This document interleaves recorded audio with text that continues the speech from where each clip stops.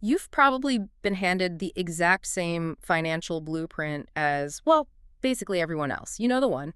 Go to a good school, land a secure job, stash a little of your paycheck into savings, and eventually you get to retire. Right. It sounds incredibly safe. It does. But if you're listening to this, you've likely noticed a glaring flaw in that blueprint. I mean, you see brilliant, highly educated people constantly stressed about making rent, while others seem to build these massive multi-generational fortunes without following those traditional rules at all. Yeah, it's like they're playing a completely different game. Exactly. And you want to know the difference, right? You want the core insights without having to wade through hundreds of pages of, dense financial jargon. So that is exactly our mission today. We are doing a deep dive into the foundational philosophies of wealth building, from the classic text, Rich Dad, Poor Dad. We're challenging everything you've been told about money. And it's going to get interesting. Oh, definitely. Because along the way, we're going to discover how a melted pile of lead toothpaste tubes actually sparked a financial empire. And to help synthesize all of this, I'm joined by our expert guide. Hello, I'm thrilled to be here with you. And I just want to say, our goal today goes far beyond just talking about the mechanics of money. We really want to fundamentally rewire how you perceive value, risk, and labor. Which is huge. It is, because the gap between extreme wealth and constant financial struggle, it doesn't start in a bank account. It starts entirely with how you use your mind when you encounter an obstacle. Okay, let's unpack this by looking at two wildly different approaches to life. Hmm. Imagine growing up with two distinct mentors. One is highly educated, we're talking a PhD, a high-ranking superintendent of education, someone who works punishing hours, but is, always struggling to balance the checkbook. Right, the classic poor dad archetype from the Yeah, book. exactly. And the other mentor is an eighth-grade dropout who goes on to become one of the absolute wealthiest people in Hawaii. What's fascinating here is the neurological difference in how those two mindsets operate. It really boils down to their default reactions to financial friction. What do you mean by financial friction? Well, like when you want to buy something or invest in something, the highly educated, struggling mindset has a habit of looking at a price tag and just stating, I can't afford it. They just shut it down. Totally. But the wealthy mindset absolutely forbids that phrase. Instead, the default response is always a question. They ask, how can I afford it? It seems like a really minor shift in vocabulary, but it's the difference between turning your brain off and putting it to work. Precisely. Yeah. I can't afford it is a period. You let yourself off the hook. Right, you don't have to think about it anymore, but how can I afford it is a puzzle. It forces your brain to generate solutions. Yeah. And taking that problem solving literally is, it's how we get to the toothpaste tubes. Oh, I love this story. It's wild. So when the author and his friend were 9 years old, they decided they wanted to be rich. So they literally tried to make money. They went around their neighborhood, collected hundreds of used lead toothpaste tubes, melted them down over a barbecue grill, and poured the molten lead into plaster of Paris molds. They were straight up counterfeiting nickels in their garage. Yes, a 9-year-old counterfeiting ring. It's a brilliant, slightly hazardous display of raw entrepreneurial spark. And the highly educated father gently shuts it down, explaining that, the government really frowns on minting your own currency. It's slightly illegal, yeah. Just a bit.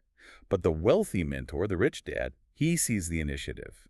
He agrees to teach the boys how to generate wealth, but he refuses to do it in a classroom setting. Because intellectual concepts don't stick without visceral experience. Exactly. So he puts them to work in one of his convenience stores, just dusting canned goods for a meager 10 cents an hour. Which, let's be real, feels like terrible advice for someone trying to get rich.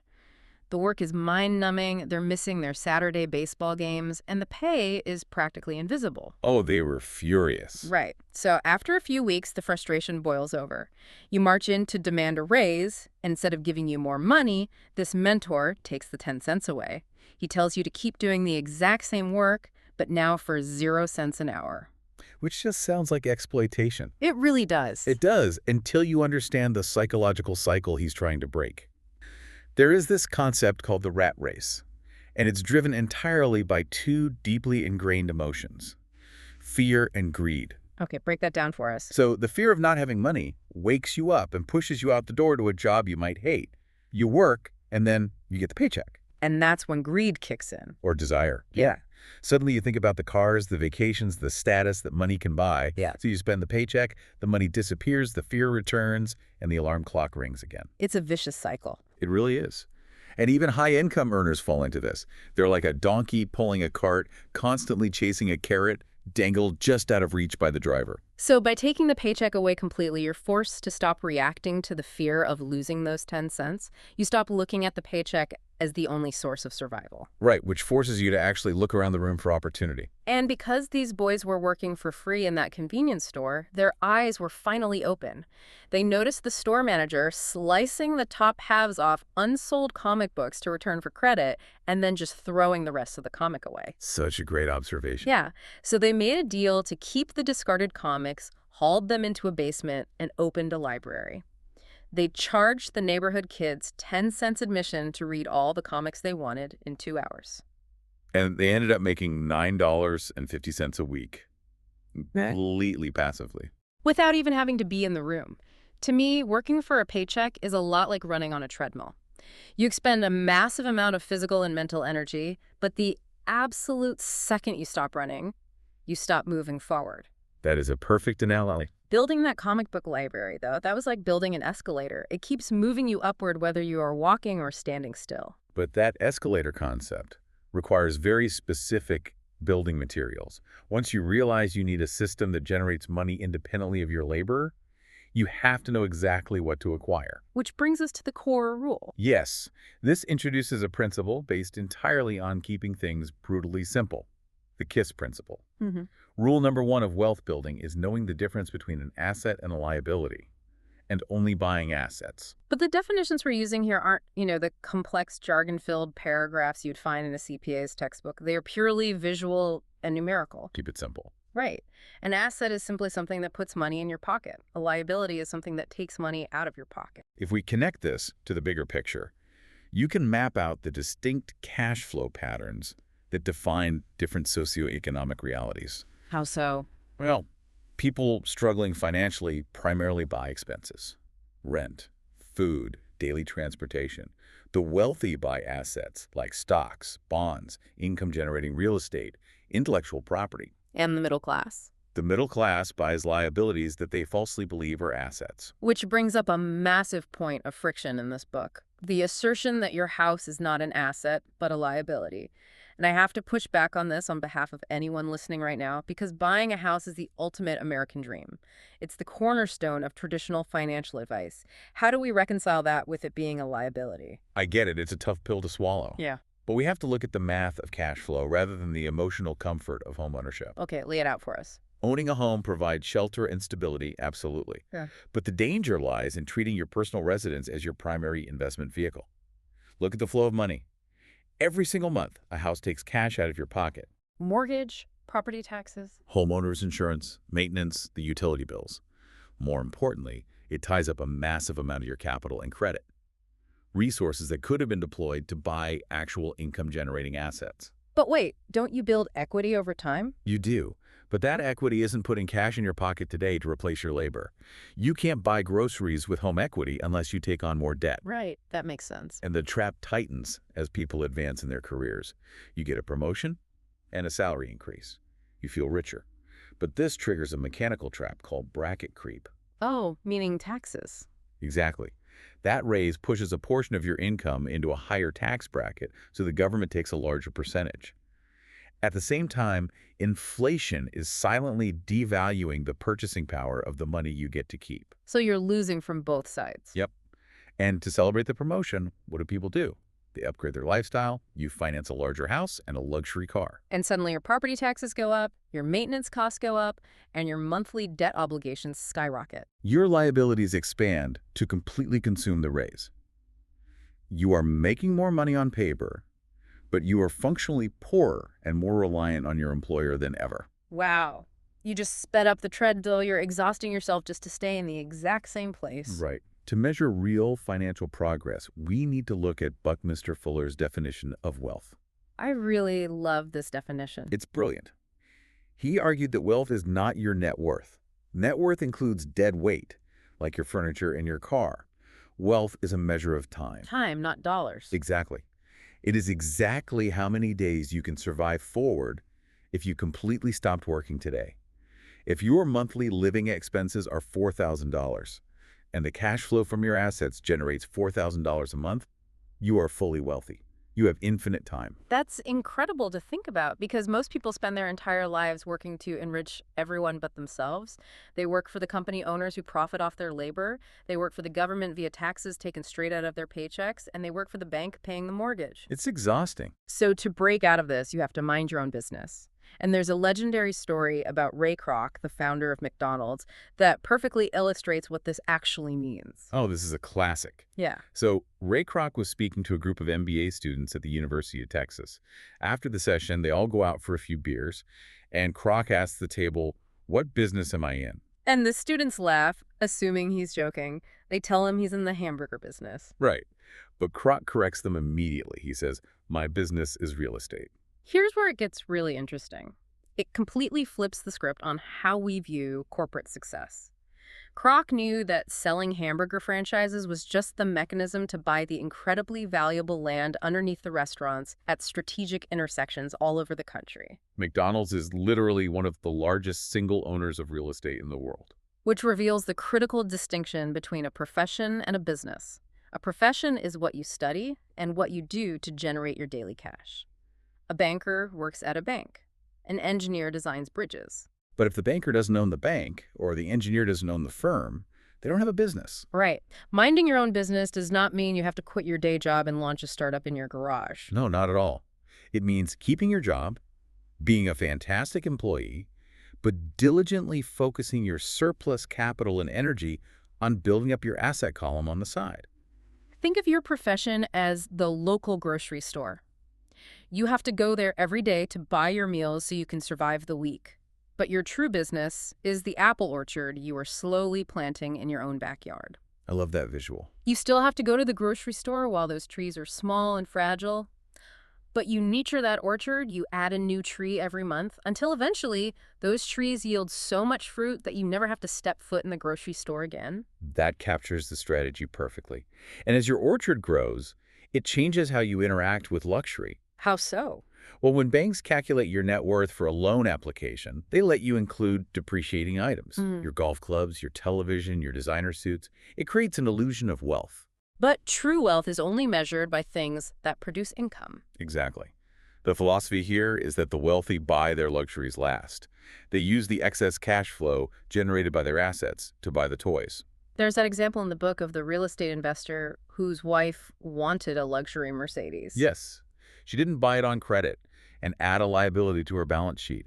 She waited until her apartment buildings generated enough surplus cash flow to buy the car outright. The asset bought the luxury. While the middle class buys the luxury first, on credit, to look wealthy, which just adds immense pressure to their daily labor. It's backwards. Now, as you build this backyard orchard of assets, a massive friction point emerges.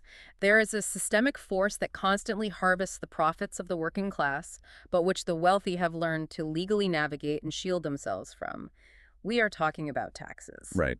And I think it's important to note here, we are just analyzing the author's historical perspective on tax law. Right. We aren't endorsing a specific political stance, but understanding this requires looking at the mechanical history. Definitely. Just laying out the framework the book presents. So taxes in England and America were originally temporary measures, enacted solely to fund specific war efforts. They weren't supposed to be forever. No. Permanent income tax had to be sold to the broader public, and it was done in 1874 in England and 1913 in America using the Robin Hood theory.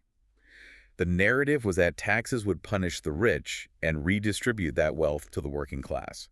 But the mechanics of a growing government mean an ever-expanding appetite for capital. The tax burden couldn't stay contained to the ultra-wealthy. It inevitably expanded downward, hitting the middle class. The exact people who champion the concept. Yeah. Today, average earners work from January through mid-May solely to satisfy their tax obligations before they start keeping their own money. The wealthy, however, did not passively accept this new reality. They utilized a legal structure that had been invented centuries prior during the era of global maritime trade. The corporation. Yes. Originally, if a merchant ship sank, the investors could be financially ruined. The corporation was created to limit the risk of a single voyage strictly to the capital invested in that specific corporate entity. It protected the investors' personal fortunes. So the modern corporation isn't necessarily a giant glass skyscraper filled with cubicles and a glowing logo. Not at all. It can literally just be a file folder of legal documents sitting in a lawyer's filing cabinet. It's just a legal entity wrapped around your assets. This raises an important question, though. Why does that file folder matter? Yeah, why does it? It comes down to the order of operations in tax law. An employee earns money, gets taxed on those earnings immediately, and then has to try to survive on whatever cash is left over. Earn, tax, spend. Exactly. But a corporation operates in reverse. It earns money, spends everything it legally can on pre-tax expenses, things like board meetings in Hawaii, company vehicles, specialized health plans, and then it only pays taxes on whatever profit remains. Earn, spend, tax. That's a massive advantage. But having a legal file folder is completely useless if you don't know how to operate the machinery inside it. Right. You can't just open an LLC and magically be rich. It requires an entirely different set of skills than what we are taught in school. Operating that machinery requires developing what the book calls financial IQ, and it is built on 4 distinct pillars. Let's go through them. First is accounting. This isn't just balancing a checkbook. It's financial literacy. The ability to read the language of numbers and identify the strengths and weaknesses of any business just by looking at a balance sheet. Okay, what's the second? Second is investing, which is the actual science of making money, Yeah. understanding different asset classes and strategies. Got it. Third is understanding markets. This combines the raw logic of supply and demand with the emotional psychology of crowds. Does the investment make economic sense given current market conditions? And the fourth pillar. Law. This is the structural shield. It is the deep understanding of tax advantages and utilizing corporate structures to protect your assets from lawsuits. All 4 of those pillars have to synergize. You can be brilliant at reading markets, but if you don't understand the tax law, you'll lose all your gains. Absolutely. But acquiring these broad skills directly contradicts the most common career advice we receive, which is to specialize. Find a tiny niche, become the absolute best at it, and stay in that lane. Specialization is highly rewarded in the academic world, but it creates profound vulnerability in the economic world. Like the story of the newspaper reporter in Singapore. Yes, perfect example. She was an incredibly talented reporter, held a master's degree in English literature, and wrote beautifully.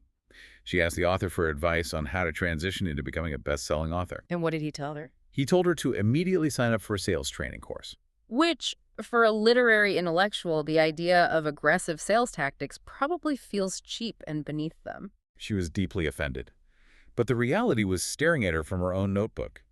She wanted to be a best-selling author, not a best-writing author. Ah, that hyphen makes all the difference. It does. The author openly admitted to being a mediocre writer, but an exceptional salesman. She was an exceptional writer, but a terrible salesperson. If she could combine her world-class prose with a basic understanding of marketing and sales, her earning potential would explode.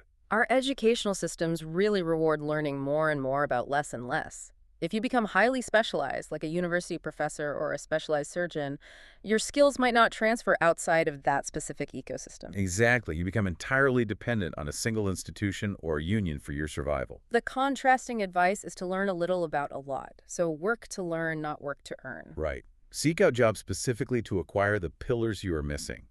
Join the military to learn leadership under extreme pressure. Take a low-paying job at a firm like Xerox, not for the salary, but to face the agonizing fear of cold calling and master the psychology of sales. Because talent is never enough on its own. So many highly educated professionals are literally one skill away from massive wealth. Exactly. So what does this all mean for you listening right now? Is being a jack of all trades actually the secret to thriving today? In the information age, the ability to synergize diverse skills is the ultimate competitive advantage. Technological change is just too rapid to rely on a single, narrow expertise. Think about a simple question. How many people listening right now can cook a better, higher quality hamburger than McDonald's? Almost everyone. I mean, I make a fantastic burger. I'm sure you do. Most people can, yet McDonald's makes billions of dollars and the brilliant home chef doesn't. Why? Because of the system. Exactly. The home chef is obsessively focused on perfecting the hamburger, while McDonald's mastered the complex business system of delivering that hamburger globally. Mastering accounting, investing, markets, and law allows you to build the system. But even when people understand these pillars, they still get stuck. It's not just a lack of knowledge holding people back, is it? No, not at all. There are 5 massive psychological roadblocks that stop even the most financially literate people. Let's run through those real quick. Fear is the first. The terror of losing money paralyzes people into keeping their cash in savings accounts where inflation destroys it. Right. Cynicism is the second. The noise of friends and media constantly telling you the sky is falling and every investment is a scam. Arrogance is another. Using ego to hide ignorance rather than simply admitting you don't understand a financial concept. And bad habits. Yes, bad habits dictate whether you pay yourself first by buying assets or pay your creditors first and buy assets with whatever's left over. And the final roadblock is laziness, which I think is the most misunderstood. Right. It's not just sitting on the couch playing video games. The most dangerous form of laziness is staying constantly busy. Oh, absolutely. You work 60 hours a week, you're exhausted, your calendar's completely full, and you use that exhaustion as a socially acceptable excuse to never look at your balance sheet or learn how to invest. You use your busy profession to hide from minding your own business. It's exactly right. Overcoming those emotional roadblocks is the invisible final step. You can memorize the difference between an asset and a liability, but if fear prevents you from deploying capital, the knowledge is useless. Wow. We've covered a profound shift in perspective today. We've moved from the treadmill of an hourly wage to the escalator of passive income. We redefined assets not as what they are, but by the direction they move your money. A huge distinction. We separated your daily profession from the true business of building an asset column. And we dismantled the myth of extreme specialization, proving that synergizing a broad set of skills is the key to building the systems that create true freedom. It really is a whole new way to look at the world. So I want to leave you with a final thought to mull over, applying this directly to your own life. Think back to Buckminster Fuller's definition of wealth. Calculate the math in your head right now. If you were forced to completely stop working today, how many days could you survive purely on the cash flow from your assets alone? That's the real test. And looking honestly at your career trajectory, what is the one deeply uncomfortable skill, whether it's learning to read a balance sheet, understanding tax law, or mastering public speaking and sales, that you are actively avoiding because you are too busy? Could avoiding that exact skill be the only thing keeping you one step away from the life you actually want? It's time to start running on the treadmill and start building your escalator. Thanks to our expert for breaking all of this down for us, and thank you for joining us on this deep dive.